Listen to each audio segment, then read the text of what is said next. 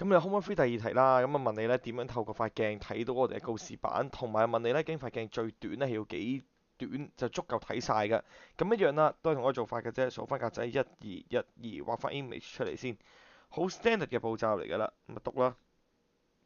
好啦，咁然之後咧又係啦，image 嘅一端射光線我隻眼度，另一端都係嘅，射光線我隻眼度。好啦，咁然之後係啦，鏡入邊嘅要係虛線啦。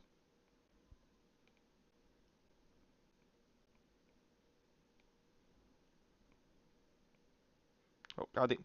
好啦，咁然之後又嚟啦，畫翻我哋嘅反射光，咁啊綠色就貼翻住我哋嘅標靶嘅頭，而紅色就係標靶嘅尾。好，搞掂。箭嘴、箭嘴、箭嘴、箭嘴，唔好漏。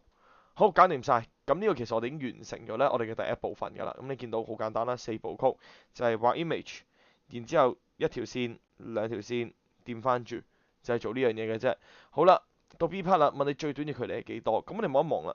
其實我要觀察到呢一嚿嘢，某程度上我要去反光，就係呢兩點嘅啫。咁呢兩點其實外面呢一堆嘢根本係冇用㗎，呢堆鏡其實係冇意思嘅。我只係需要呢個。咁呢度係幾多呢？你數翻格仔兩格，所以其實就係10cm 乘2。